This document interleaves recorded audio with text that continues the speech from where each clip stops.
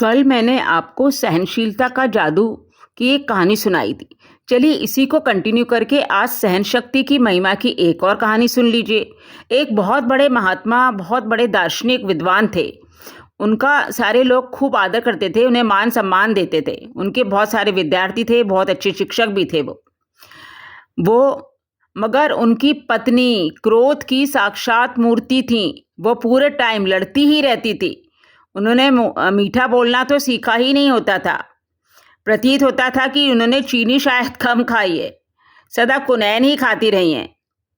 पर उनके पति चुपचाप बैठे रहते थे।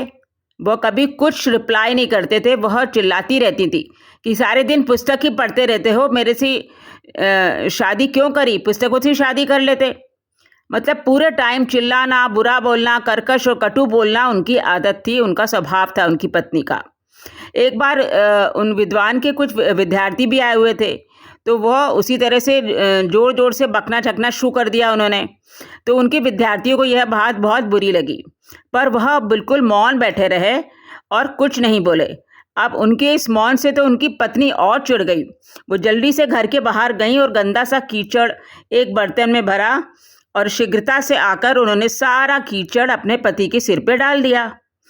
तब उनके पति ने हंसकर कहा, देवी आज तो पुरानी कहावत अशुद्ध हो गई है। कहावत है कि गरजने वाले बरसते नहीं हैं। आज देखो जो गरजते हैं वह बरस भी गए हैं। तब उनके विद्यार्थी ने उनसे कहा कि अरे यह स्त्री तो आपकी पत्नी के लायक नहीं है। तो वो विद्वान बोले, नहीं, यह तो मेरे ही योग्य है। ये ठोकर लगा लगा कर देखती रहती है कि मैं कच्चा हूँ या पक्का हूँ। इसके बार बार ठोकर लगाने से मुझे पता तो लगता रहता है कि मेरे अंदर सहन शक्ति भी है या नहीं।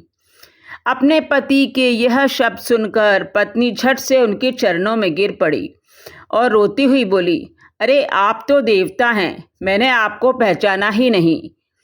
तो यह होती है सहन शक्ति के तप की महिमा। तप और सहनशीलता से मनुष्य को विजय ही प्राप्त होती है। एक बुरा व्यक्ति भी अपना स्वभाव बदल लेता है। तो हो सहन शक्ति की महिमा, सहन शक्ति रखिए।